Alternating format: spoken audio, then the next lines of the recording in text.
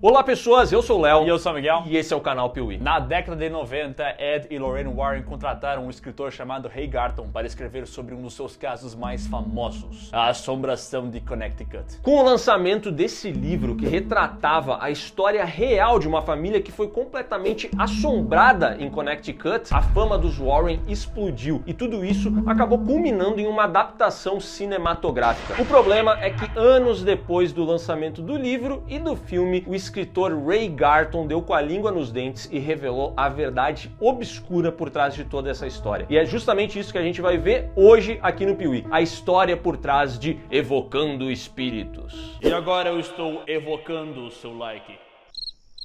Deixa o like. Obrigado.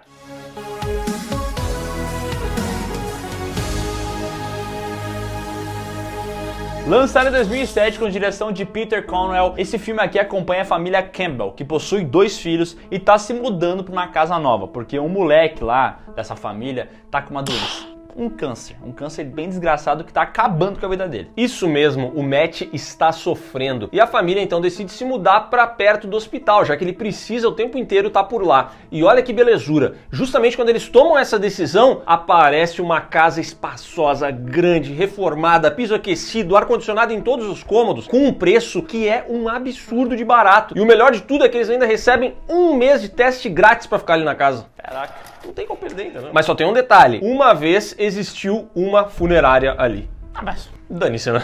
Dane-se. Só um detalhe, se você tá entrando na fase adulta e quer se mudar pra uma casa e começa a procurar e encontra uma promoção muito boa, boa demais pra ser verdade, desconfie, talvez ela não seja tão boa assim. Suspeito, otário. Eles se mudam pra lá, levam o Matt, o irmão mais novo, mais 2 primas, e é questão de tempo pro Matt começar a ter visões estranhas. De corpos, de pessoas no passado, de símbolos escritos e tal, de ver a mãe dele esfregando sangue no chão. E as visões vão piorando. A família começa a achar que o Matt tá louco, e ela tem certeza disso no dia que o encontram com as mãos sangrando, depois de ter arranhado toda a parede e deixado marcas de suas unhas. Nesse momento, a família de Matt entende que só existe uma solução pro caso dele: comprar um arranhador para gatos e entregar a Matt. Mas, assim como no caso dos gatos, o arranhador não funciona, porque o gato prefere 1000 vezes arranhar o sofá do que o arranhador que é dele, entendeu? E aí eles começam a ficar preocupados, porque eles não sabem mais o que fazer, entendeu? O que vamos fazer com esse adolescente? Tem que matar uma porra dessa. E aí a prima do rapaz começa a querer ajudar, né? E aí eles dão uma investigada na biblioteca pra ver o que eles encontram sobre essa casa, pra ver se tem alguma resposta escondida. E aí o filme, numa questão, no estalo de dedos, eles já descobrem todo o passado. Eles descobrem que tinha um necrotério e que esse necrotério tinha um culto de pessoas que ia lá pra invocar e conversar com espíritos antigos. E eles descobrem que ali no passado existia um velho, o Eichmann, que era quem comandava essas sessões, e pra isso ele precisava do pequeno Jonah, um garotinho médium, um garotinho que usava uma cadeira de rodas e era careca. E liderava um time de mutantes. Eles tinham esse lance, que eu não entendi muito bem onde é que eles queriam chegar com isso aí, tá? Mas era de conversar com gente que morreu. É pra, entendeu? Ah, perdi meu ente. Pô, que saudade da mãe. Vou lá conversar com o Jonah, com o Eichmann e trazer minha mãe de volta, entendeu? O problema é que num belo dia, uma dessas sessões saiu de controle e todos morreram. Todo mundo morreu. Exceto o Jonah, que ficou desaparecido. Ele nunca mais foi encontrado. E eles até começam a pesquisar mais a fundo e descobrem imagens desses eventos, tá ligado? O Jonah saindo um tipo de petróleo da boca dele, que eles descobrem seu líquido ectoplasma, que os fantasmas liberam ao chegar na Terra. Blá, blá, blá, blá, blá. Esse filme aqui é uma história de horror absurdamente clichê. É uma casa mal assombrada, tem um garoto que vê coisas, ninguém acredita no garoto, só vão acreditar quando todo mundo tá se lascando. Esse é o filme. Simples assim. O Matt e a sua prima acabam chamando o reverendo careca da cidade pra ir ajudar nesse rolê todo. E ele chega lá, cheio dos paranauê, aquela história de Ed e Lorraine Warren, tá ligado? Que ele chega com os dispositivos de matar fantasma. E aí ele aparece com um ferro, que supostamente fantasma não gosta de ferro, tá? Ele tem esse lance. E daí... O fantasma não gosta de levar ferro, velho. E tá errado. E daí ele faz uns paranauê doido, aquilo ali vira uma rave do diabo, as portas se batem, as luzes piscam, e no meio dessa loucuragem toda, o reverendo encontra o corpo do Jonah, ele encontra a ossada. E aí quando ele tira da casa, ele fala: galera, tá limpo, agora tá tranquilo vocês viverem aqui. Só um detalhe rapidão, tá? O espírito não gosta de ferro, tá? O filme fala isso, o espírito não gosta de ferro. Aí troca a cena, tem uma porta de ferro balançando, abrindo e fechando, que o fantasma tá fazendo, né? Porque ele tá abrindo a porta e fechando, a porta de ferro. Mas é que tu não viu, só que ele tá segurando um galho. E ele tá fazendo assim, entendeu? Ele não tá encostando na porta. Aí sim, pô. Faltou essa parte do galho, eu acho. Bom, ele sai com a alçada do moleque lá, dando um rolê de carro, só que ele começa a ter visões. Ele fala, mas era pra ter parado essa situação, o que tá acontecendo ainda? E assim eles descobrem que o mal ainda não parou. Exatamente, porque Jonah era o fantasminha camarada, ele tava na casa protegendo os moradores. Porém, depois que tiraram o corpo de lá, os espíritos malignos estão livres para atacar os moradores. Você percebe que esse filme aqui é basicamente a história mais clichê do universo. É casa mal assombrada, uma pessoa que tem visões, fantasmas do passado. Cara, a gente já viu essa parada. Ninguém acredita nele, aí todo mundo só começa a acreditar depois que já tá todo mundo lascado. Tem essa parada, né? Cara, assim, o filme é clichêzaço, mas ele tem um diferencial. Um diferencial que chamou a atenção das pessoas, que é justamente ele começar com a frase baseado numa história real. E aí, meu amiguinho, isso ativa aquele sensor de ai meu Deus do céu, como é que é essa história real então? A história de Evocando Espíritos é baseada no caso real da família Snedker. Na década de 80, os Snedkers se mudaram para Connecticut para ficar mais próximo da clínica onde o filho mais velho deles, o Philip, fazia um tratamento contra o câncer. O problema é que assim que eles entraram na casa, o garoto começou a ter visões, mas todo mundo ignorou ele, justamente porque um dos possíveis efeitos colaterais do tratamento que ele fazia eram alucinações. Então todo mundo pensou que ele estava alucinando. Entretanto, o tempo começou a passar e o Philip ficou cada vez mais recluso, cada vez mais fechado, agressivo. Ele chegou até a invadir a casa de um vizinho em busca de uma arma, alegando que desejava matar o próprio padrasto. Com o passar do tempo, outros membros da família começaram a relatar ter visões estranhas. A própria mãe desse garoto disse que era constantemente violentada por um espírito maligno. Outros membros da família comentavam sentir alguns toques estranhos, coisas que eles não sabiam explicar, que possivelmente eram demônios. E aí, sem saber para onde ir, essa família contatou o demonologista Ed Warren. Isso mesmo, o casal Warren aparece aqui nessa história. Ao chegar no local, o casal Warren identificou uma presença maligna e decidiu que seria preciso limpar aquela casa. Aí pegaram o pinho-sol e passaram na casa inteira. Não. Eles precisaram ficar vivendo com os Snedkers durante 9 semanas, tentando tirar todos os espíritos que estavam ali, entendeu? Foram 9 semanas de exorcismo, comida de graça, banho de graça, sono de graça, hospedagem de graça, até que finalmente os Warren conseguiram limpar a residência e saíram dali. Depois da saída deles, os Snedkers disseram que nunca mais tiveram qualquer tipo de visão ou de perturbação envolvendo espíritos. E além disso, relataram que o câncer de Philip foi completamente curado. Isso porque ele tá fazendo quimioterapia.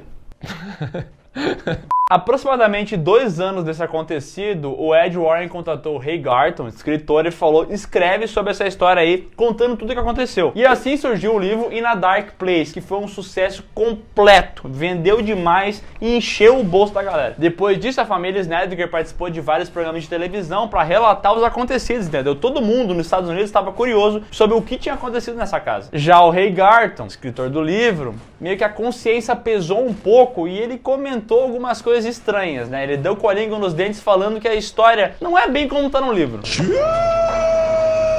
Anos depois de ter escrito seu livro, Garton revelou que, quando ele foi contratado, ele precisava conversar com os Snedkers, pegar os relatos deles de toda essa experiência para poder escrever o livro. Entretanto, ele ficou chocado quando conversou com essas pessoas, mas não porque a história era muito assustadora, e sim porque os fatos não batiam. Cada vez que ele conversava com os membros da família, cada pessoa falava uma coisa diferente, e se ele conversasse de novo no dia seguinte, as histórias acabavam sendo mudadas. Ele relatou isso para o Ed Warren, que falou o seguinte: olha, os Snedkers, eles são meio maluquinhos, mas a história é muito boa. Então pega tudo que der para aproveitar, coloca no livro e preenche o restante, tentando deixar esse caso o mais assustador o possível. Assim, a história não tá tão instigante, não tem um momento tão marcante, Coloca aí que as paredes começaram a chorar sangue. O Garton ainda descobriu que para convencer os Snedker a aceitarem que esse livro fosse feito, o Ed Warren prometeu que eles poderiam ter um sucesso muito similar ao da família de horror em Amityville, ou seja, eles poderiam ganhar muita grana. E quanto mais assustadora fosse a história deles, mais grana esse livro geraria. Após as declarações do Garton, os Warren e os Snedker apareceram para falar que era tudo mentira, que o Garton estava inventando coisa, que todos os acontecimentos lá foram daquela maneira, que a história é verdadeira e tudo mais. Só que assim, a polícia investigou esse caso. E eles acham estranhos os acontecimentos porque não bate muito bem essa história, não tem relatos realmente confiáveis sobre os acontecimentos, e eles também acham estranho que o pessoal ficou 2 anos vivendo numa casa que era desse jeito, entendeu? Se a parada tava assim por 2 anos, por qual motivo eles ficaram tanto tempo naquela casa? Não faz sentido, sabe? Mesmo com tantas dúvidas e fazendo essa história ser pouco verossímil, muitas pessoas acreditam nesse caso e acham que esse livro de fato relata um acontecimento real. Mas aí, o que você pensa sobre isso? Deixa aqui nos comentários que a gente tá curioso em saber a sua opinião. E agora a gente volta ao filme. E assim, se no livro já tinha eventos paranormais estranhos e absurdos, aqui no filme a parada vai pra outro nível. Porque o corpo do Matt começa a ficar cheio dos símbolos que ele via nas suas visões. E aí a família tenta levar ele pro hospital pra ver se ele pode ser tratado, mas o Matt escapa de lá, volta pra casa com um machado na mão, arrebenta a porta, vai até o quarto dele, que ficava no subsolo, e entra no local onde era o necrotério. E lá embaixo ele começa a quebrar as paredes e começam a cair vários corpos, na cena mais memorável desse filme aqui, né? Até porque, meu Deus do céu, não é que caíram 3, 4, 5 corpos, caíram uns 40. Porra! Tudo isso? E o filme utiliza uma edição diferenciada, porque enquanto mostra o Matt quebrando as paredes, alterna com a visão do Jonah, como se eles estivessem ligados de uma maneira intrínseca. E depois de jogar todos os corpinhos no chão, o Matt taca fogo em tudo, a casa entra em chamas. Começa a tocar El Fuego, né? Soy el fuego que... Bam. Enquanto a casa queima, a gente vê os espíritos indo embora, até porque esse filme fala que o fogo é uma maneira de acabar com esses assim espíritos. como o ferro e como açúcar e sal. E a mãe do Matt sabe que o filho dela tá lá dentro. E essa mulher aqui pouca gente sabe, mas ela foi uma grande bombeira. Então ela invade a casa, no meio do fogo, tomando conta de tudo. Ela deveria ter morrido ali dentro por não conseguir respirar, mas ela chega até seu filho, dá colo pra ele e faz carinho na cabeça, até que os bombeiros chegam e os resgatam. E eu fico muito triste que ninguém morre nesse filme, porque os espíritos atacam as primas dele, atacam ele, atacam todo mundo e ninguém morre, cara. Eu só queria ver um desses personagens desprezíveis morrerem. É que morrer resulta numa investigação policial, entendeu? Teria que ter um corpo. E aí eles iam ter que investigar qual que é a causa da morte. E aí não tem como matar gente numa história que é completamente inventada, sabe? Aliás, esse filme aqui é uma bosta, né? Porque a polícia não ter descoberto tudo isso que existia ali naquela casa é muito impressionante. Corpos por toda parte, assim, pistas e não sei o quê. E a casa pegou fogo e os corpos queimaram também, só que depois dá pra averiguar e ver que tinham restos mortais ali, entendeu? Ainda dá pra investigar. O corpo do Jonah foi o reverendo que achou. Como é que a polícia não achou o corpo e o padre da cidade foi até lá e encontrou? Eu não aceito isso, cara. Isso é ridículo. É muito ruim. O filme termina com um lettering avisando que o Matt agora está curado do câncer e que a família não teve mais nenhum tipo de presença demoníaca. E as pessoas que depois construíram uma casa e foram morar naquele local também não tiveram nenhum problema com visões. Que bom.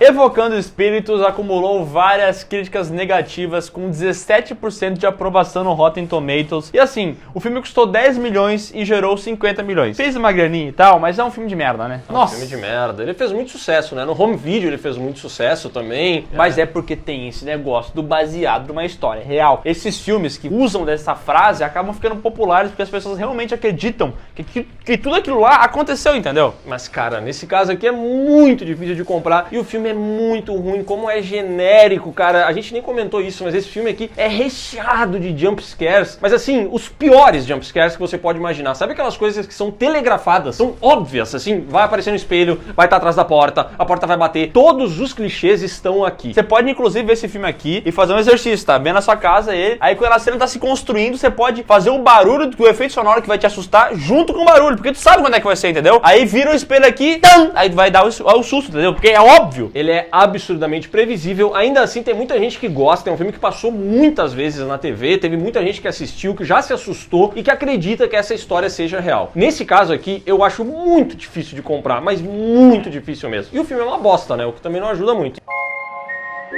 Então é isso, pessoal. Se você gostou desse vídeo, dá um like, não se inscreve no canal, marca o sininho e comenta aqui embaixo. Você acredita nessa história do livro do Regarton e tal? Isso faz algum sentido pra você ou é tudo balela? Não esquece de falar também se você gosta do filme e principalmente acessar as nossas redes sociais e ouvir o PeeWeeCast. Os links estão todos aqui na descrição. Dá uma lida ali, entendeu? E vai ouvir o nosso podcast, pô, é maravilhoso. Lá tem assombrações reais. Lá tem podcasts que contam filmes que realmente são baseados em fatos reais, entendeu? Lá tem isso, de verdade, assim, de serial killer, gente que existiu, entendeu?